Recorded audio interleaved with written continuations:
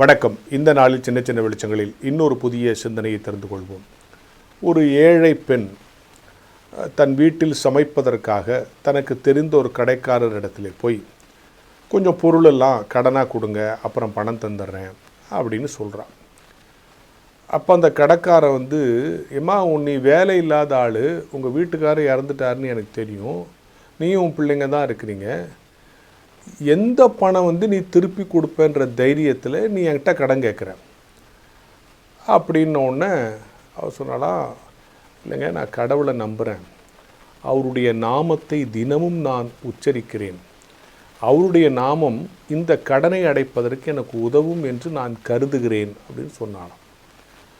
அப்போ இந்த கடைக்காரன் கடவுளை நம்பாதவனா, இது நம்ம கடவுளுடைய நாமம் உனக்கு கடன் அடைக்கிறதுக்கு பணம் கொடுக்குமா, இல்லை பசி எடுக்கிறதுக்கு சோறு கொடுக்குமா, நம்புகிற மாதிரி இல்லையே. இல்லைங்க, நான் அந்த நாமத்தை நம்புகிறேன், விசுவாசிக்கிறேன், அந்த நாமத்தை தினந்தோறும் உச்சரிக்கிறேன், அதனால் எனக்கு கடனை திருப்பி கொடுக்க எப்படியாவது பணம் கடவுள் கொடுப்பார் நான் நம்புகிறேன் அப்படின்னு ஸ்ட்ராங்காக சொன்னோன்னு அந்த கடைக்காரன், அப்படியா சரி, அப்போ உன் கடவுளுடைய நாமத்தை எழுதி இந்த தராசு தட்டில் வை, இந்த பக்கம் நான் பொருள் போடுறேன், எவ்வளோ இடைக்கு இடம் வருதோ அதை உங்களுக்கு கொடுக்குறேன், கிண்டலுக்கு ஒரு பேப்பரில் எழுதி வச்சா அது தாங்குமா. ஆனால் அவன் என்ன பண்ணாலும் உடனே என்னவோ எழுதி இந்த தட்டில் வச்சானான். உடனே இந்த தட்டில் அவள் கேட்குற பொருளெல்லாம் வச்சா இறங்கவே மாட்டேங்க தான். கொஞ்ச நேரம் ஆனோன்னு அவனுக்கே முடியல. ஒன்று அவள் போதுங்கய்யா, இதை மட்டும் எனக்கு கொடுத்துருங்க, வாங்கிட்டு ரொம்ப நன்றிங்கய்யா, நான் திருப்பி கொடுத்துறேண்ணா. நில்லுமா, அந்த பேப்பரில் அப்படி இன்னாமா எழுதுனேட்டு அந்த பேப்பர் வாங்கி பார்த்தா, கடவுளே இன்றைக்குரிய ஆகாரத்தை எங்களுக்கு நீர் தருவீர் என்று நான் விசுவாசிக்கிறேன், தாரும், நன்றி, ஆமேன்னு எழுதிச்சான். உடனே அந்த கடைக்காரனும் அன்னிலேருந்து கடவுள் பக்தி உள்ளவன் ஆயிட்டான்னு ஒரு கதை. அப்போது அன்றன்றுள்ள ஆகாரத்தை எங்களுக்கு இன்று தாரும் அப்படின்னு நமக்கு ஜெபத்தில் சொல்லி கொடுத்துருக்காரு. அவருடைய நாமத்தை உச்சரிப்பதால், தினந்தோறும் அவருடைய நாமத்தை உச்சரிப்பதால் என்ன நிகழும் அப்படின்னா, நம்ம கீர்த்தனையில் நிறைய பாட்டுக்கு இயேசுவின் நாமம் இனிதான நாமம், இயேசு என்ற திருநாமத்திற்கு இந்த நாமத்தை பற்றிய கீர்த்தனைகள் நிறையா இருக்கும். அதிலெல்லாம் அவருடைய நாமம் எவ்வளோ சிறப்பானது, எவ்வளோ வலிமையானது, எவ்வளோ அன்பானது, அந்த நாமம் நமக்கு எப்படிலாம் உதவுதுன்னெலாம் நிறைய பட்டியல் நீங்கள் அந்த 2 கீர்த்தனையிலும் பார்க்கலாம். நிறைய கீர்த்தனைகள் ஒரு நாமத்தை பற்றி இருக்கும். நான் நினைக்கிறேன் அதோடு கூட இதையும் சேர்க்கணும் போல் இருக்கு. அன்றன்று என்னை வழிநடத்துகிற நாமம்.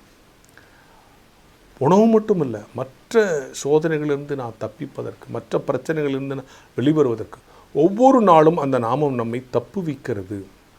அந்த பெண் எழுதி வச்சு இந்த கதை ஒரு சாதாரணமான கதையாக இருந்தாலும் கூட கடவுளுடைய நாமத்தை உச்சரிக்கிறவர்களுக்கு, அப்படின்னா என்ன சார், டெய்லி அவர் பேரை சொல்லிக்கிட்டே இருக்கணும், தினம் அவர் பெயரை உச்சரிப்பது என்பது அவர் பெயரை ஞாபகப்படுத்துகிறது இல்லை, அவரை ப்ரைஸ் பண்ணி அவரை சந்தோஷப்படுத்துறதுன்னு இல்லை.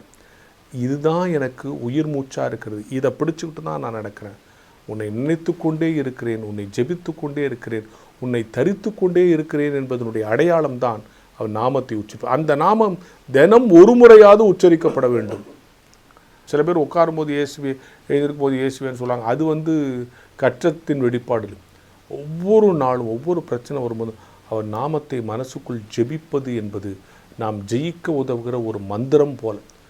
அப்படி தான் இந்த கதையில் ஒருவேளை அவளுக்கு அன்னைக்கு ஆகாரம் கிடச்சிங்கன்னா ஒவ்வொரு நாளும் அந்த நாமத்தை அவள் விசுவாசிக்கிறாள். அந்த தைரியத்தில் தான் நீங்கள் கடன் கொடுங்க, திருப்பி கொடுக்க சாமி எனக்கு சக்தியை கொடுப்பார்னு கேட்குறான். அந்த வல்லமை அவளுக்கு அன்றைக்கு ஆகாரத்தை கொடுத்ததும் இல்லை, அவளுடைய விசுவாசம் அந்த கடைக்காரனையும் மாற்றியது.